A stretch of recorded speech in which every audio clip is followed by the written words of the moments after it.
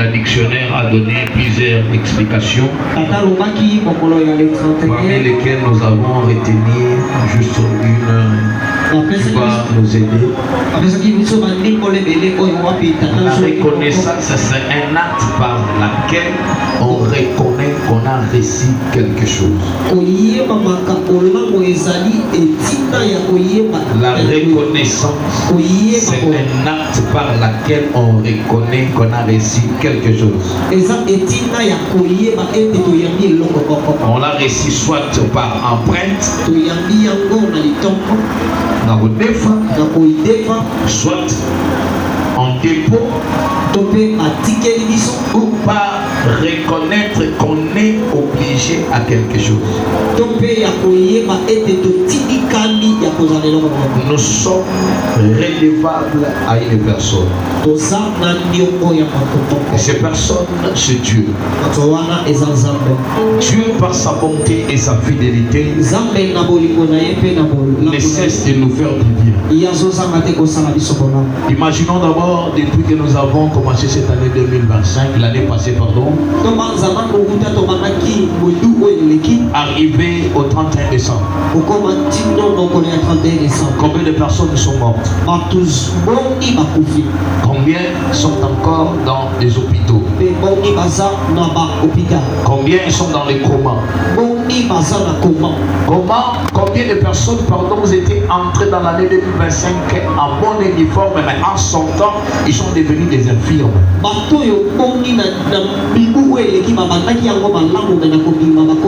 Ils marchaient aussi comme nous. Ils parlaient. Peut-être qu'ils prêchaient plus que nous. Ils étaient des hommes de femmes de prière. Mais le Seigneur a décidé autrement. Et aujourd'hui dans leur vie, on leur parle autrement. Certaines sont devenues des devants. Et aujourd'hui, il y a certaines personnes, quand on va compter ceux qui ont des défauts corporels et ils sont parmi eux,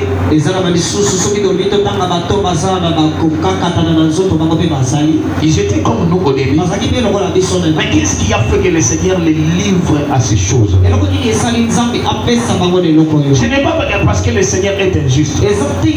Mais dans sa souveraineté, il a décidé ainsi. Raison pour laquelle, ce mois de janvier, nous allons parler sur ce thème, être reconnaissant.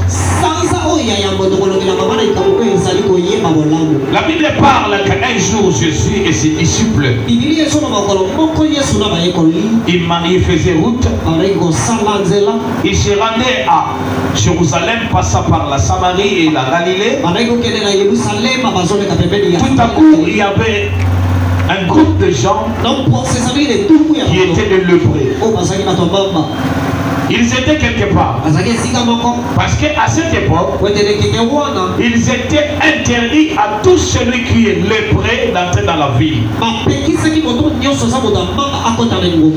Mais pendant que Jésus passait, ces gens-là se sont dit, cet homme est notre seul espoir. Comme il passe, on ne peut pas laisser ou rater cette opportunité.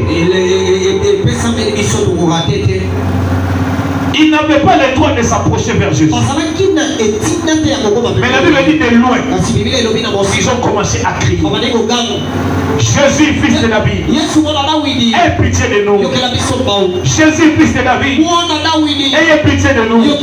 Ils étaient au nombre de 10. Tout le monde était en train de crier. Tout le monde voulait que Jésus puisse le guérir. Tout le monde voulait que le Seigneur puisse intervenir dans sa situation. Mais le Seigneur les regarda. Il dit, qu'est-ce qu'il y a? Il dit, fils de David, ayez pitié de nous. Nous sommes des lépreux. Nous ne pouvons pas nous approcher de vous. Mais dis juste un mot et nous serons guéris. Le Seigneur les a regardés. Il a eu compassion. Il a dit, allez vous montrer montrer au souverain sacrificateur. Et la Bible dit, pendant qu'ils allaient, tout à coup, chacun se rend compte qu'il a été guéri. Chacun se rend compte qu'il a été guéri. Alors la Bible dit, les 10 se regardèrent. Il dit, oh, tu es guéri. Non, toi aussi tu es guéri. Ils étaient contents, joyeux. Tout le monde pensait à sa famille. D'autres personnes disaient, j'ai été mis hors de ma maison parce que j'étais souffrant. Aujourd'hui, tellement que je suis guéri, je dois aller rendre visite à ma famille. J'avais des entreprises, mais à cause de cette maladie, il m'a été interdit d'entrer auprès de mes serviteurs ou de ma maison. Tellement que je suis guéri, j'irai d'abord voir qu'en est-il devenu mes business.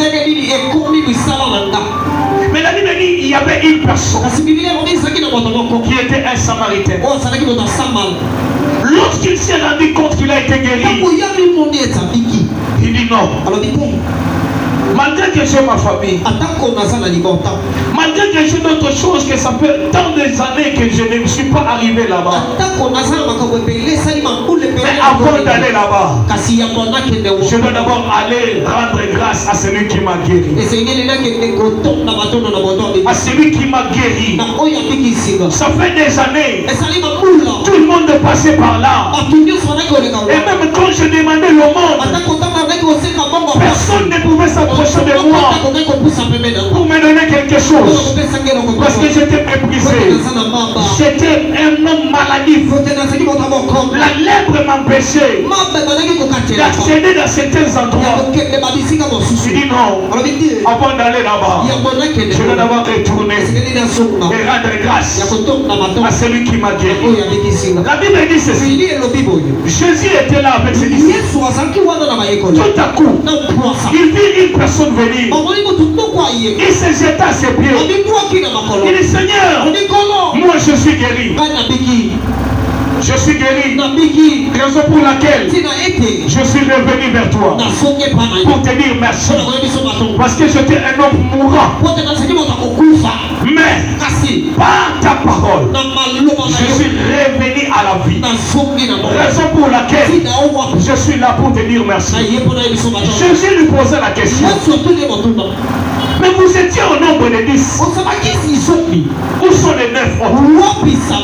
Est-ce que les 9 autres ne sont-ils pas guéris? Il dit, Seigneur, ils sont guéris. Mais où sont-ils partis? Oh, la Bible dit, celui qui était revenu pour dire merci à Jésus, il n'était pas de ces contrées-là. Il était un Samaritain. Jésus pose la question, mais où sont les gens de mes peuples? Par ma grâce, ils sont arrivés aujourd'hui le 4 janvier. Je ne vois que les gens de loin. Mais où sont ceux qui habitent dans les alentours? Où sont ceux-là qui sont reconnaissants et tenir même le micro et rendre grâce à Dieu? Mais ceux qui viennent de loin, ce sont eux qui viennent témoigner. Qu'en est-il de nous autres? Il en est toujours ainsi depuis la nuit des temps.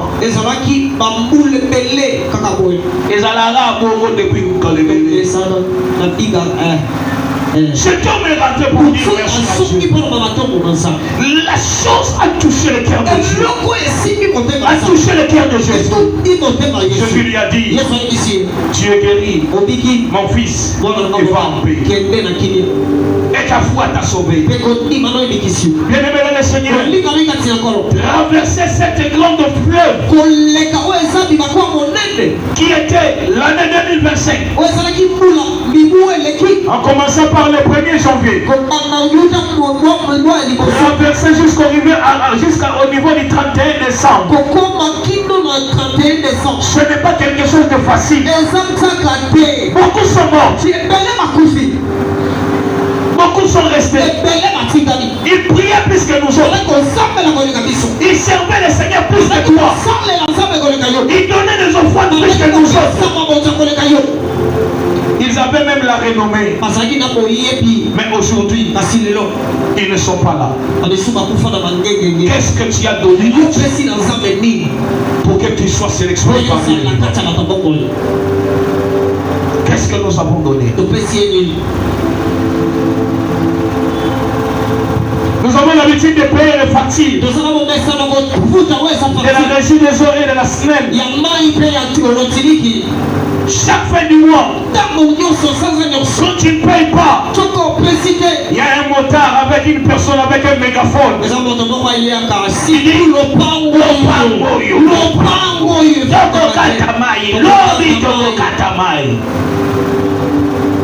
mais le souffle de vie que nous avons. Imagine-toi, aujourd'hui tu as combien d'années? Tu as quel âge, pardon? Depuis ta naissance jusqu'aujourd'hui, aucune fois que le Seigneur a envoyé un facture. Il dit, aujourd'hui tu dois payer le souffle de vie.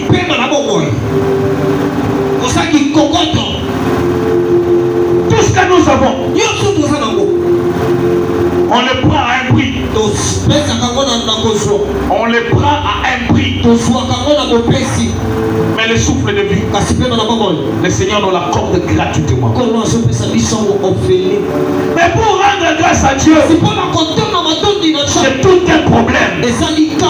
On a dit ici, les 31 nous serons là.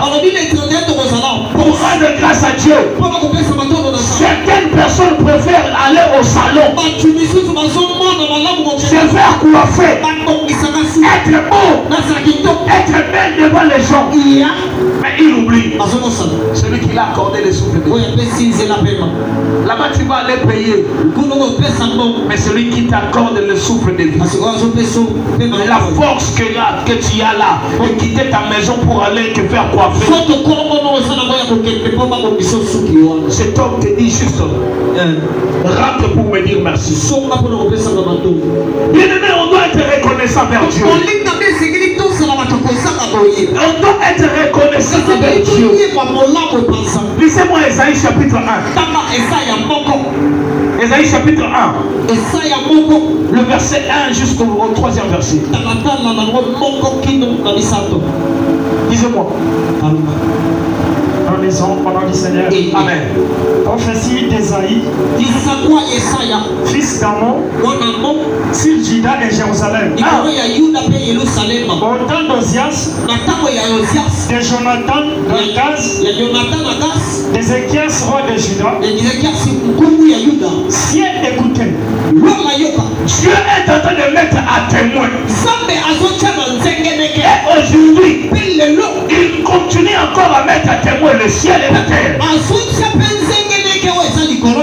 Te concernant. Il dit ciel. Écoutez. Continuez. Terre, prête l'oreille. Ciel. Répétez. Ciel, écoutez. La terre, prête l'oreille. Dieu est en train de mettre à témoin le ciel et la terre. Contre qui? Contre vous et moi. Lisez. Car l'Éternel parle. Ce n'est pas Niton qui parle. Ce n'est pas un homme qui parle. Mais c'est Dieu qui parle. Qu'est-ce qu'il est en train de te dire? J'ai nourri et élevé des enfants, mais ils se sont révoltés contre moi. Qui sont ces enfants? C'est nous. C'est vous et moi. Dieu nous a élevés. Il nous a même nourris. Mais aujourd'hui, tu es devenu là où il t'a amené aujourd'hui. Et tu te révoltes contre lui. Ce qui bat toi, mon qui. Le lot. Moto a la guerre, ça faut passer le gobet à clavier. Le frère Pascal a se rebellé contre lui. Mon toit n'a pas frère Pascal. Et suis épée. Pour y aider mon talent ici. Amen. À combien plus fort? Celui qui nous a créés. Initial. Père, écoutez. J'ai élevé des enfants. Je l'ai même nourri. Même aujourd'hui. Tellement qu'ils sont devenus des bogards. Tellement qu'ils sont devenus des hommes de l'homme d'affaires. Aujourd'hui, ils se sont révoltés contre moi. Lisez. Le bœuf connaît son possesseur. Ah! Et là, le bœuf connaît son possesseur. Yaya, l'homme est pas ma berger. Un homme. Moi, na bango to ba moni biso ba ndiko gangela. Mais yebo ko tamba bibi. Bayabi po bayebi. Ko tamba papa ke yamba ex totala yo. Bayebi yene mukolo na bango. Nenya mako na bakunda bayebi ke mukolo na yeyo. Bangombe bayebi. Mais bana ya mepe bayebi mukolo na bango te. Wapi mukolo na bibi. Ba chrétien ya Kinshasa bayebi mukolo na bango te. Ba chrétien ya Congo bayebi mukolo na bango te. Tu ne vis pas pour toi-même. Tu vis parce qu'il y a un homme qui t'a choisi, qui t'accorde le souffle de vie. Yaya,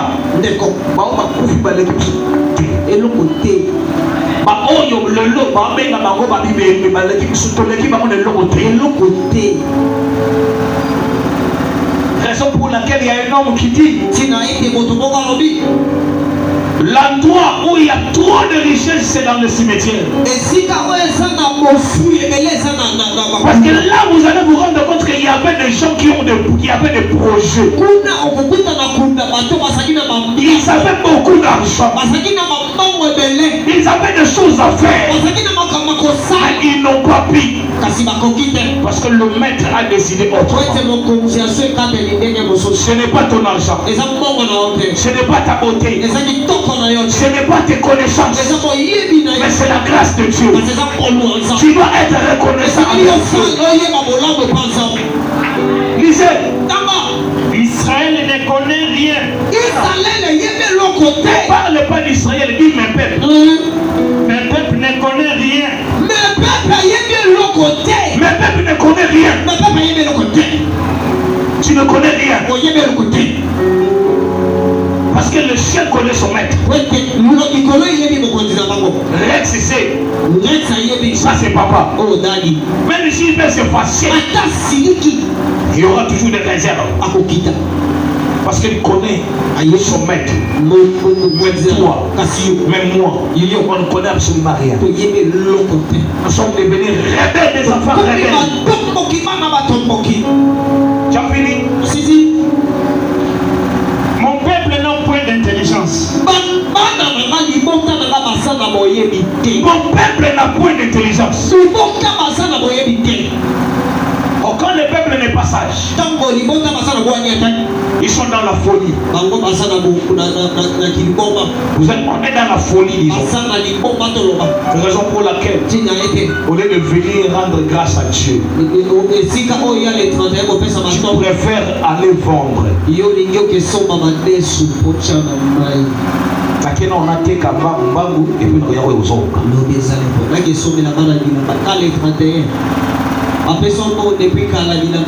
Je vous avais déjà dit, pendant que j'étais encore célibataire,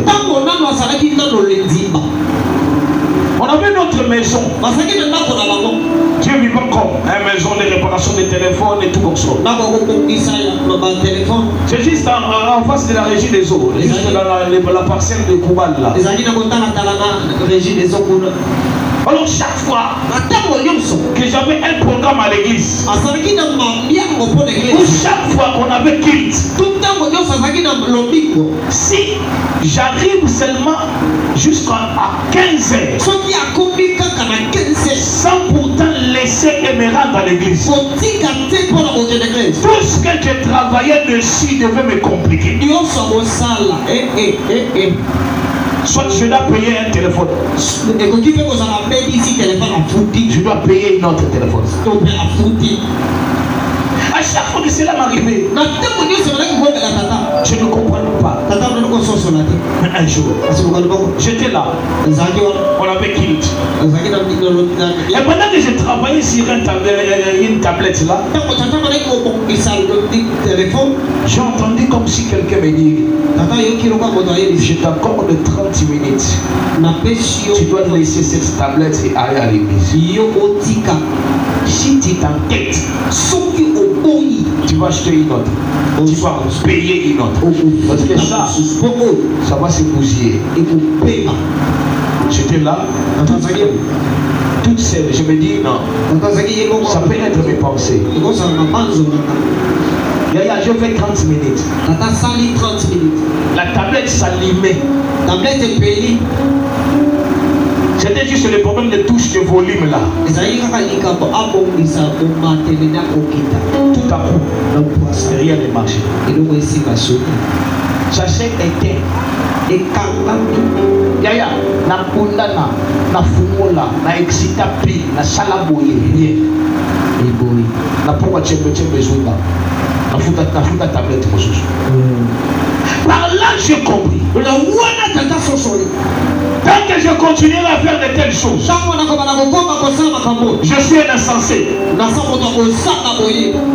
Je dois être reconnaissant à celui qui m'a accordé le souffle. Mes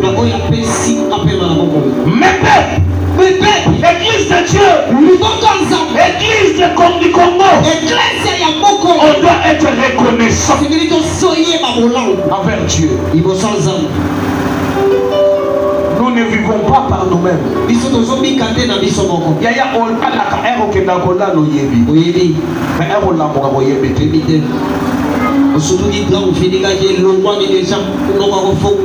Frère, il y a certaines personnes qui sont à l'année. Le rôle c'est la bino bakata ya kung fu. Comment on t'a là qui boy? Allah muki. Ato, non, on doit dire que pousse na kuna kana pousse na kuna.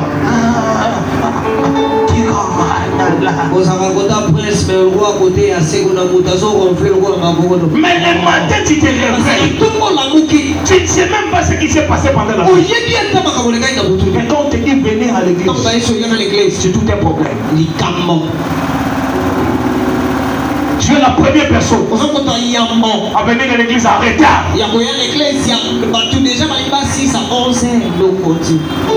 Que tu les vois entrer. Seigneur, je te dis merci.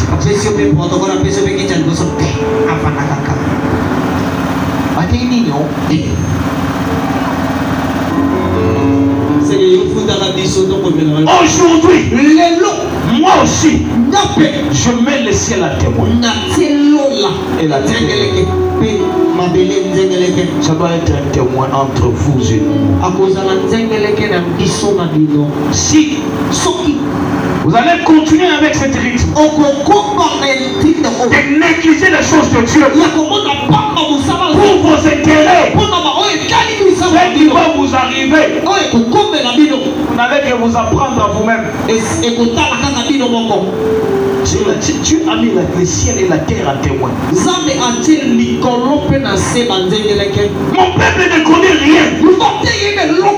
Ils sont des insensés. Ils oublient que là où ils sont arrivés, c'est à cause de moi. Voilà.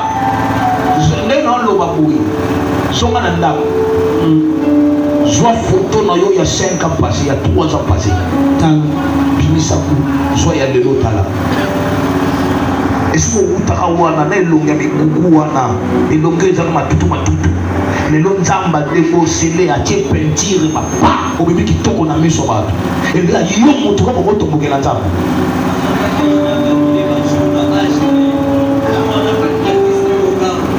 Yaya, tout le monde a appelé na yo. Maloba yanga monoko ya yo. Soko ko silikela ka. Tout na ye. Est-ce que yo peno na oza moto ko tombokela tsa? Est-ce que yo peno na oza moto ko tombokela tsa? Frère, toyebani. Toyebani. Nasana webele papa. Toyebani. Tout le monde sera photo. Il y a pas de on a quelque il y a 3 ans passés. On a dit signé du bureau la cache-caire. Veste tala munene osobe na kabe na ngwa maboko bima boye mais le logo la ta veste taille est-ce que yo ça monte comme quel melanzambe yo veste le roi cadeau de père qui t'es allé à nana mambebele au sale ah c'est là yo aucun son ya lelo lola exact témoin mabele pe au sala choix. Si on continue dans le rythme, c'est un lion.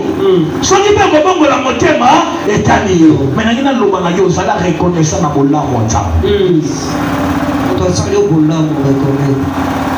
Frère, il y a un téléphone qui kala kasa. Lelo, ça m'a sali yon molu, on commence à Max Pro. Vous allez XR, le billet combine à Sénat ou à 11. On préféré. Qui te va dire, on a changé notre téléphone.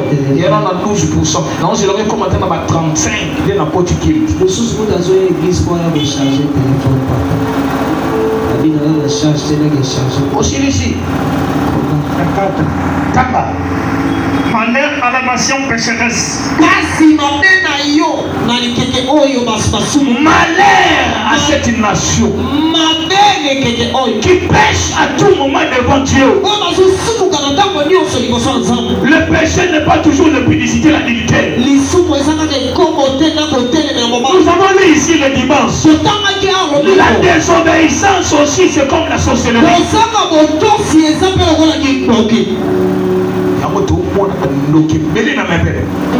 Merci papa. Pourquoi ça va être désobéissant? Merci papa.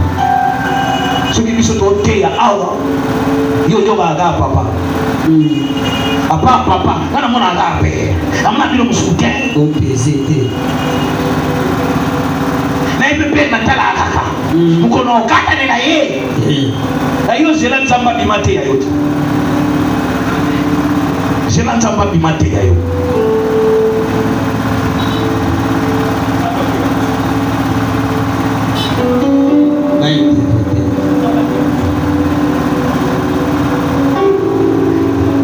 On doit comprendre que Dieu passe toujours par une personne pour te parler.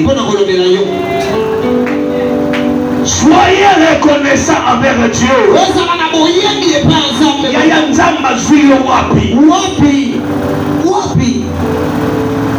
Lelo pokoma kocha kabelo. Iyo. C'est où on a besoin de nous et aussi barata touché. Lelo pokoma kola ta talon. Yo penza ola ta talon. Déjà passé à Ozana ko kokate utako. Na yo moko za so kola ti talon mo. Ozo demandé. Pour raisonner nanu. Na yo kola ta kala mingi te. Ibo sina za na tabale bakolo ni sala kaka ngoi. Obengi lelo pokoma pe ola ta betala. Obengi bibina yaka no fini même na nata so na utako la bien. Ozo site na yo. Na sa vidéo. Lelo Sakola. Total il y a 3 ans passé vidéo wana to chamo na TikTok. Comment bi manane? Permettre ngaba. Oye bizundu. Otuna ba Congo zundu ezali. Mais par la grâce de Dieu, tu es devenu ce que tu es maintenant. Et devant Dieu, tu es devenu un ingrat.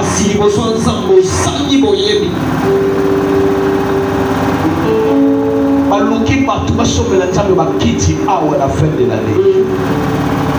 Ce n'est pas que Batou Basangimbo. C'est parce que Batou m'a préféré, parce que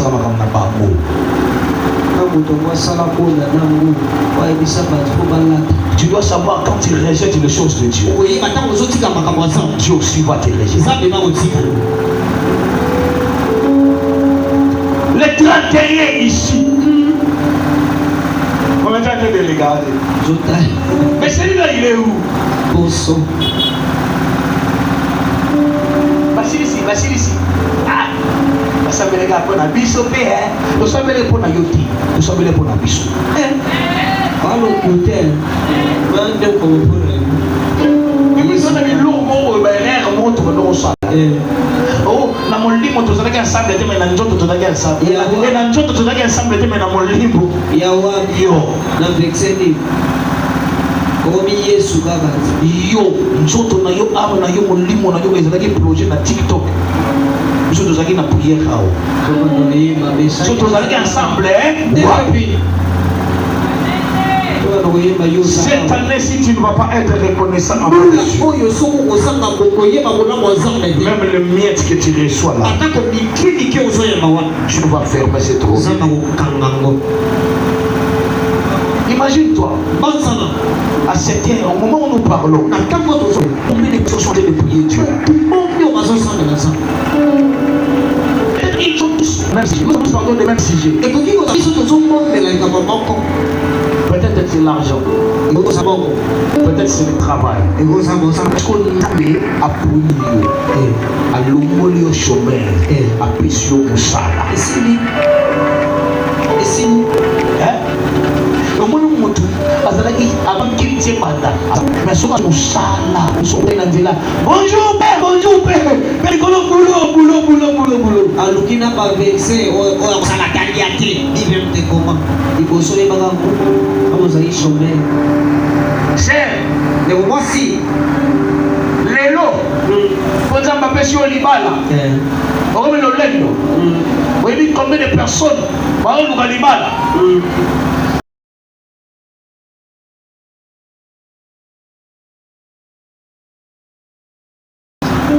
Ça m'appelle si au lieu de la reconnaissance envers Yé.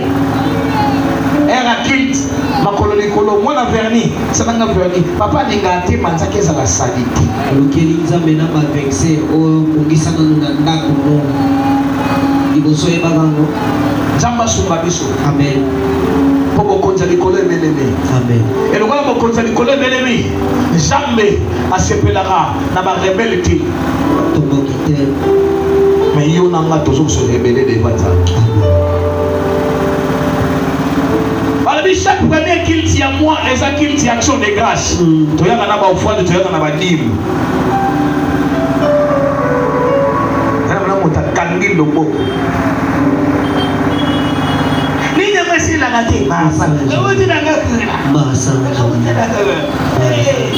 dois 500 à Zoya d'amour. 200 fois katana. A kumbi encore le cola du Cambo. Tu n'as pas né. On ne se moque pas de Dieu. Ce que l'homme aura semé, il démontre. C'est ça. Galates chapitre 6, verset 6. Et c'est que les ensembles de la année Oyo, ce que tu sembles là 2025, mais 2026 tu sembles là autrement. Ce que tu gênes en 2025, mais en 2026 tu gênes autrement. Yes. Ce qui peut te dire qu'il en 2025, mais en 2026 tu te gênes autrement. Lisez. Que celui à qui l'on enseigne la parole. 6. Galates 6. 5. Lisez 5. Car chacun portera son propre fardeau. Que celui à qui l'on enseigne la parole fasse part de tous ces... Non. J'aimerais seulement écouter cette parole-là. Il débile là.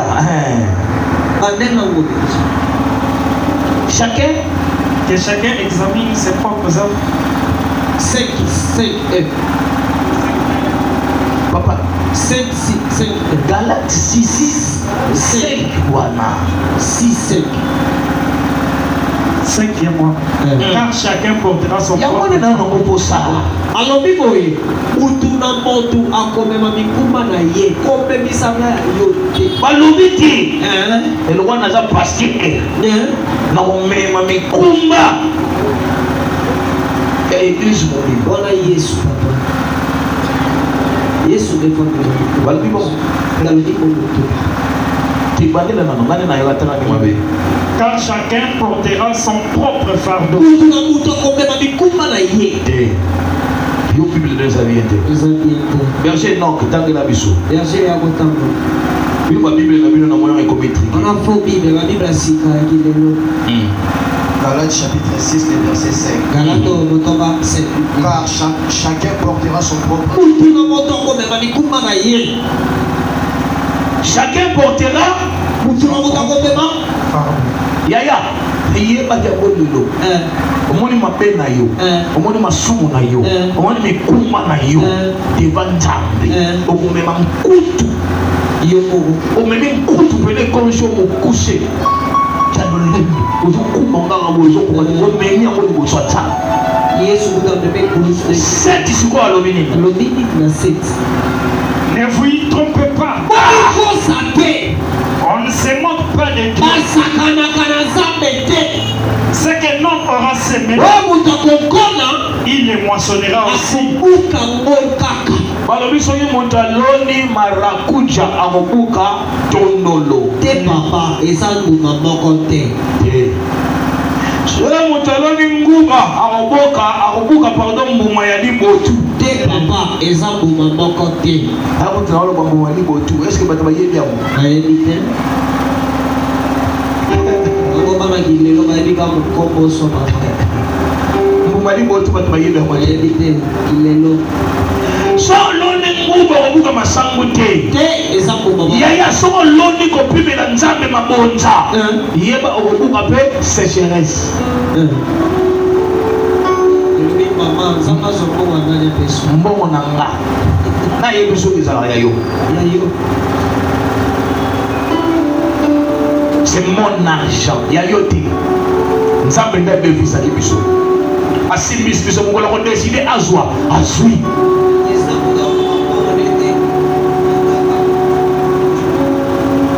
Yaya.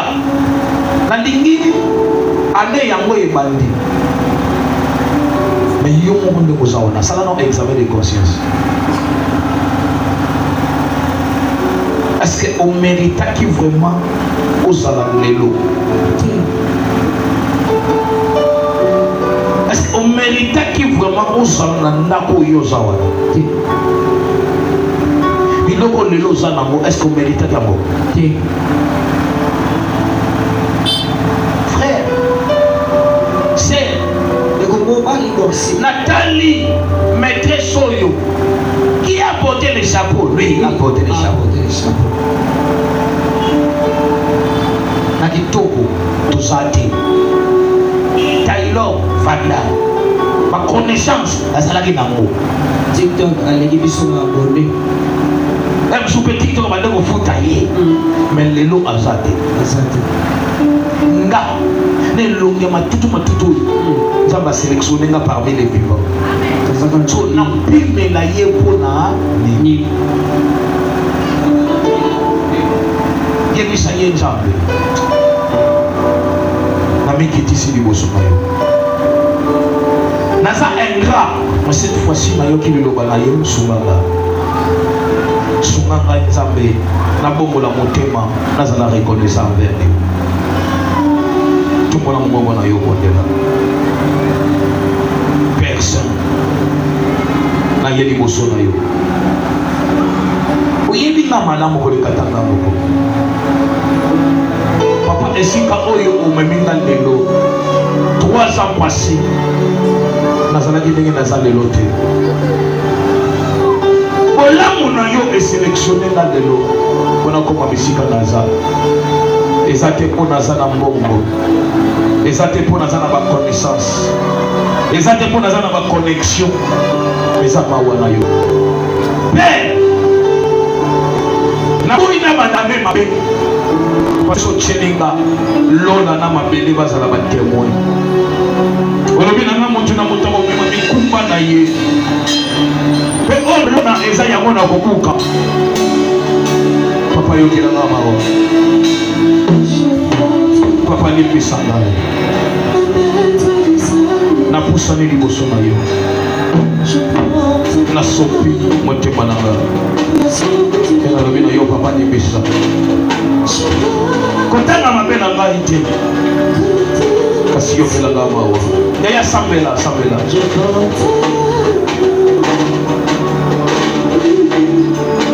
kolo asala biso ngolo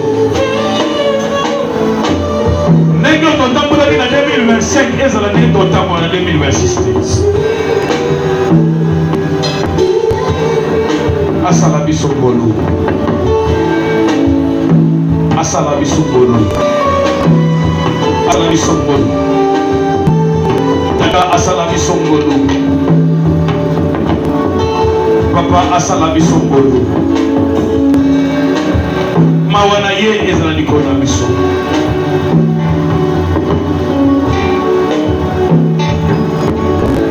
papa asala biso ngolu mawa na ye likolo na biso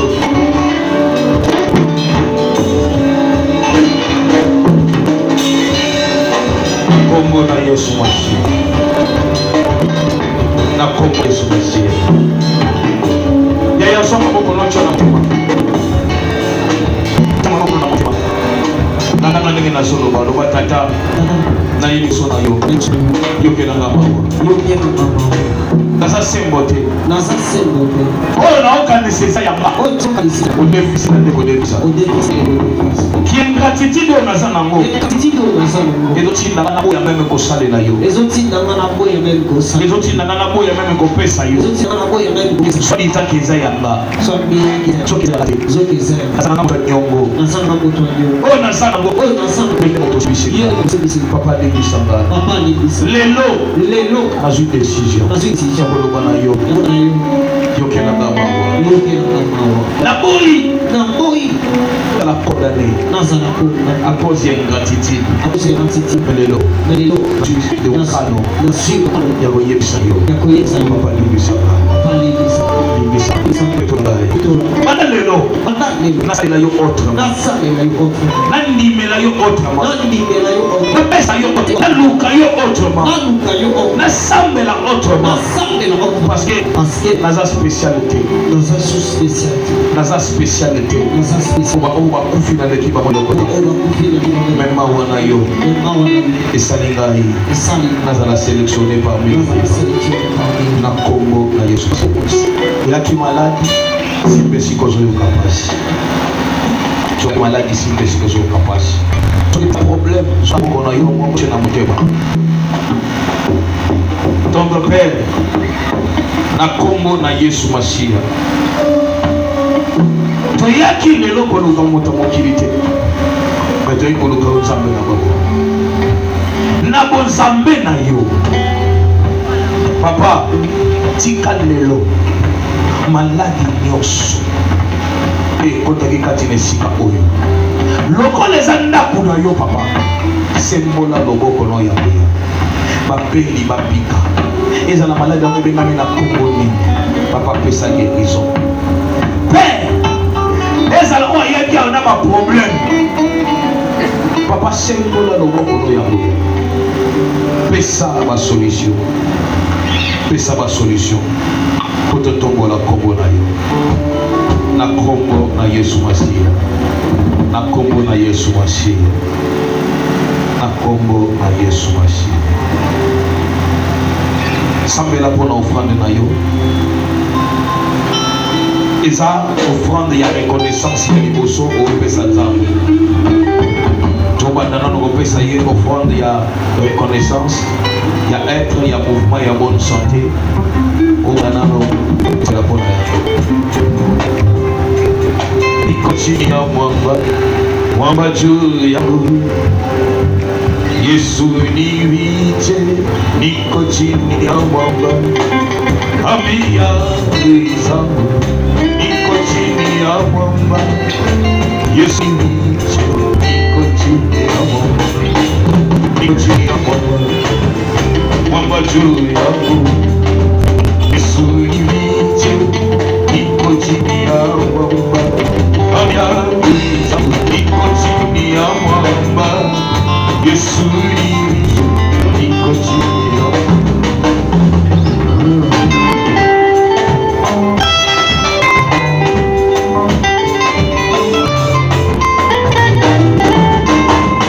niko chini ya mwamba juu yangu Yesu niviche niko chini ya mwamba amia zangu niko chini ya mwamba Yesu niviche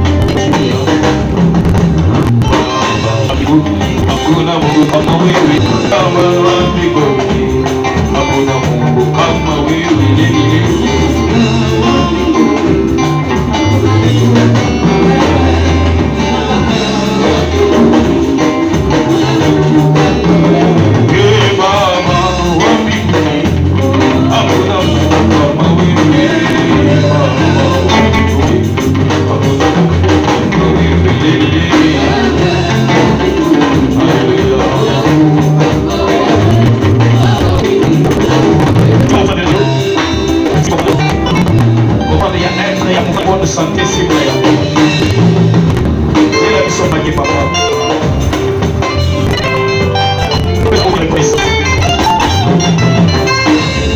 Il y a un enfant de notre reconnaissance au président.